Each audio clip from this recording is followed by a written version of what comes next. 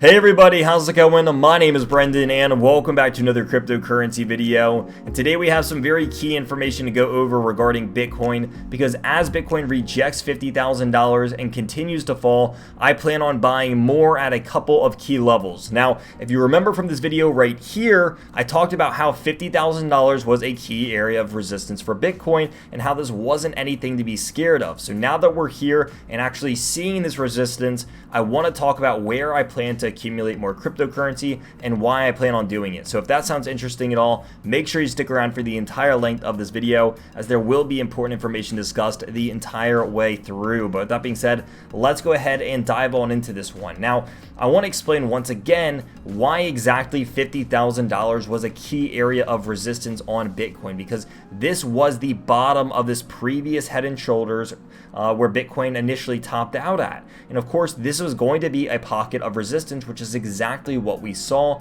And we almost called this to the T. I mean, if we're looking at where the bottom of this was to where we called the top, it was right inside of this pocket. So it's beautiful. But now that we're rejecting, I think that this is just an accumulation area for Bitcoin, and this is not the ultimate top where Bitcoin will top out and then tank to new, multi-year lows. I don't think that that's the case at all. In fact, I think that that's what, really on the contrary, much of the opposite.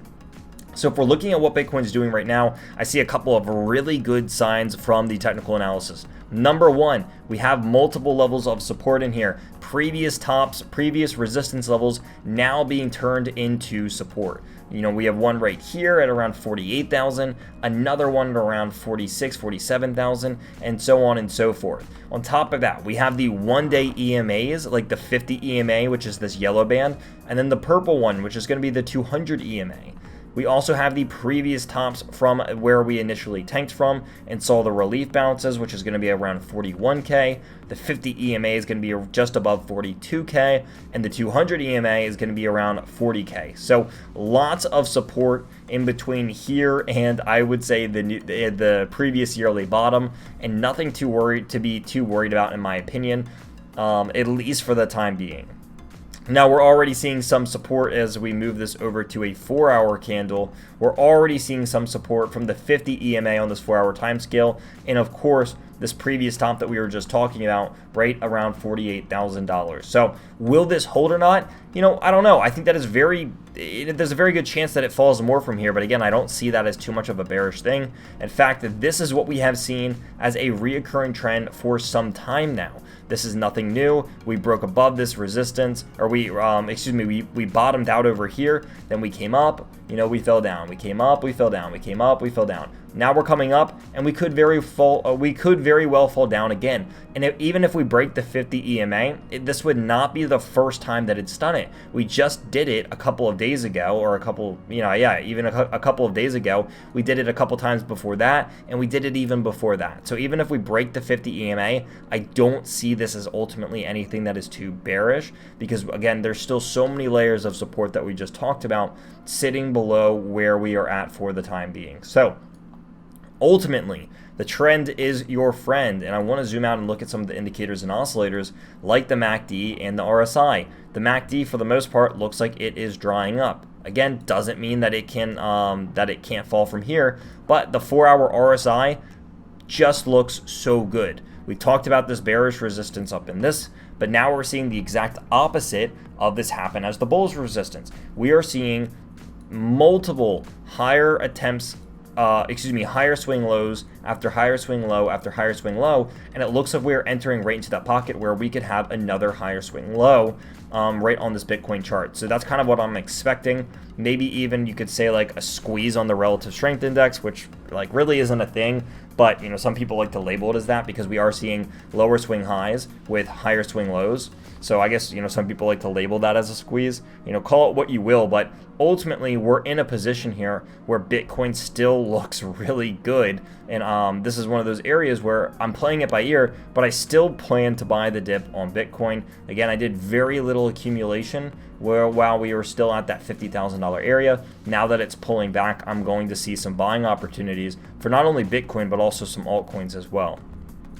So let's go ahead and move this back to the daily, because we should see a reflection of this. And this is actually something that we saw. We saw the bearish resistance over here, still showing that there's definitely more potential to the downside if Bitcoin really wanted to. Again, don't see that as too bad of a bear thing, because the macro trend of Bitcoin here is still very good. The more it pulls back, the more I see it as an accumulation zone, and ultimately the macro of Bitcoin is still pointed in an uptrend, at least for the time being. The golden cross over here is very significant in my opinion. We see that on the 4-hour chart, which isn't too significant, but we're also seeing it on the daily chart, which in my opinion is a pretty big deal, because this has only happened a couple times in the history of Bitcoin, and when it is as confirmed as this, it's typically a good sign. So this is what the 3 days looking like. Even if we zoom out over here, we can see that Bitcoin is still looking healthy. Even a pullback to something like 41,000, I think would not be too out of the question. But at the end of the day, this was the resistance level. This is expected. And overall, this is just healthy. Volume is falling off a little bit, which signifies to me that a big price move could be coming in the not so distant future. So this is getting a little bit unique as we are getting ready to kind of enter into the final quarter of this month. But that's going to be it for Bitcoin. Again, I can't reiterate this enough. I do not see this as a overly bearish thing about Bitcoin. Maybe I'm missing something. If I'm missing something here, please let me know in the comment section down below. I'd love to hear your thoughts, even if they are controversial against mine. Maybe I can learn something. But for the time being, I am remaining bullish on Bitcoin. I plan to accumulate more crypto, as I just don't see it continuing to lose value. DeFi is popping off. Smart contracts, dApps, NFTs, earn to play, regular old cryptocurrencies, they are all popping off right now. Lots of fiats are devaluing at a rapid pace, and I'm having a hard time seeing this as a losing battle for crypto as they continue to gain a lot of fundamental backing, especially in second and third world countries, because it's a very common misconception that crypto is not being used when it's just not being used as much in first world countries when it's being used all over the place in these second and third worlds.